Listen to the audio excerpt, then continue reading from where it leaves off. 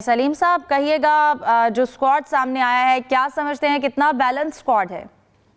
जी, हमारे पास जो दस्तयाब टैलेंट है उस हिसाब से काफी बैलेंस स्क्वाड लगता है। और बाबर आजम की क्योंकि फॉर्म अच्छी नहीं है लेकिन वो भी स्क्वाड का हिस्सा है। लेकिन जैसे हम लोग अपने शो में भी बात करते रहे स्पोर्ट्स वर्ल्ड में कि बिग बैश में तो चले बहुत टैलेंट होता है, वहां पे उनको बाहर भी कर सकते हैं। लेकिन यहाँ पाकिस्तान में हमें बाबर की 50% भी कोई ऐसा बैट्समैन नहीं मिला है।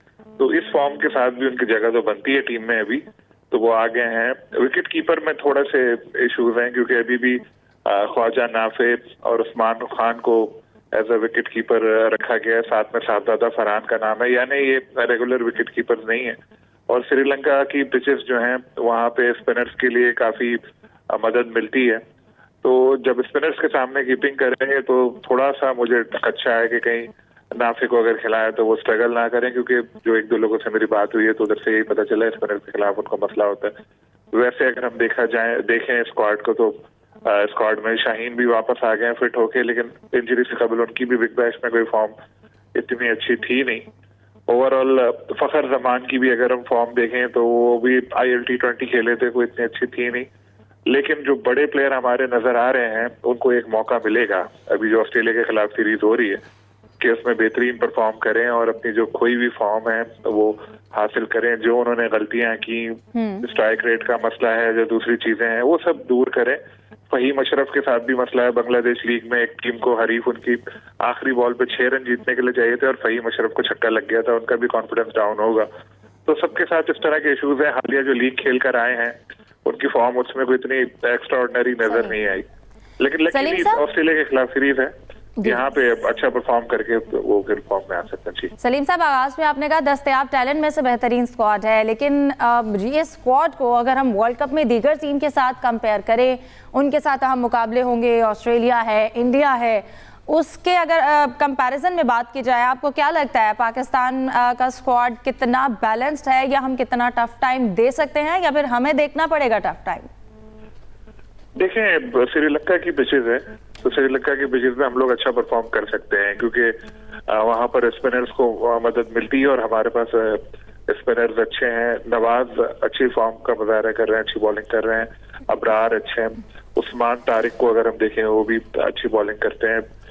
इसी के साथ अगर हम देखें Saim Ayub part timer spinner है लेकिन वो भी अच्छी बॉलिंग करते हैं। शादाब खान की वापसी हुई है, पिछली सीरीज में ही हो गई थी लेकिन अब वो खेल रहे हैं, वर्ल्ड कप भी अब खेलेंगे, तो वो भी तो हमारा स्पिनर्स जो है वो तगड़े हैं।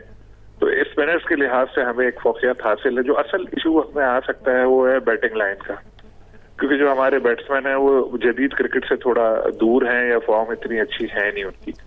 लेकिन अब सबको पता है, बाबर भी अच्छी तरह ये बात जानते हैं, फखर भी अच्छी तरह ये बात जानते हैं कि अब कैरियर के इस मोड पे अगर उन्होंने परफॉर्म नहीं किया तो टीम से बाहर भी हो सकते हैं, मुस्तकिल भी।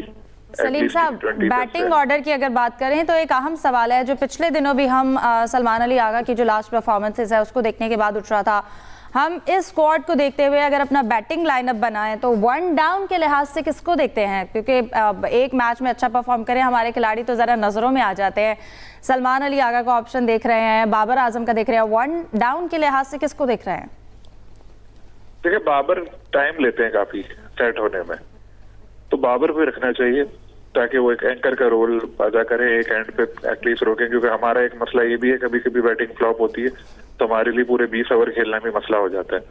तो बाबर एक वो अपने हिसाब से खेले, लेकिन बाद में उनको स्ट्राइक रेट अपना बराबर भी करना होगा, जदीद क्रिकेट के हिसाब से भी लेकर आना पड़ेगा। फिर साइम हैं, वो फखर हैं, वो अपनी जारियाना बैटिंग कर सकते हैं। जिस तरह साहबजादा जो सब अच्छा परफॉर्म कर रहे हैं, बल्कि मैं देख रहा था कि जो सबसे ज्यादा छक्के लगाए हैं पिछले 1-1.5 साल में टॉप 3 बैटर्स में भी वो शामिल है।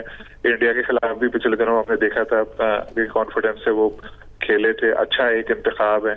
तो ये हमारे पास ऑन पेपर अगर हम देखें तो प्लेयर ऐसे हैं जो अच्छा परफॉर्म कर सकते हैं बैटिंग में भी, लेकिन खेलना किस तरह है, जदीद क्रिकेट खेलनी है, दूसरी टीमों के हिसाब से खेलनी है, ये मेन चीज है। जदीद क्रिकेट खेलना होगी। यूसुफ अंजुम, आप कहिएगा, वर्ल्ड कप एक बड़ा इवेंट होता है, क्या ये टीम प्रेशर हैंडल करने की सलाहियत रखती है? बैटिंग और बॉलिंग कितनी मतवाजन देख रहे हैं? देखिए, पाकिस्तान की जो फास्ट बॉलर की तौर पर उसमें नसीम शाह है, शाहीन शाह अफरीदी हैं और उसके साथ सलमान मिर्जा के कॉम्बिनेशन बहुत अच्छा दिखाई दे रहे हैं, उनको स्पोर्ट हासिल होगी।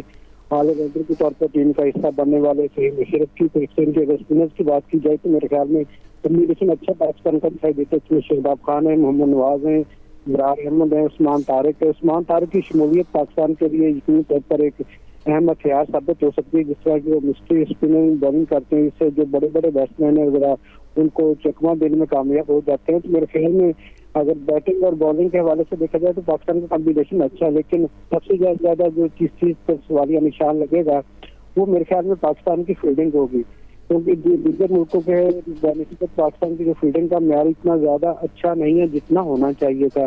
वो कि अब फील्डिंग पर भी ज्यादा तवज्जो दी जा रही है, लेकिन बड़े मैचेस में फील्डिंग अहम किरदार अदा करती है। और पाकिस्तान की टीम का एक और जो इशू सामने रहा हमेशा वो है पावर प्ले में बैटिंग और उसके बाद डेथ ओवर्स में बॉलिंग करना।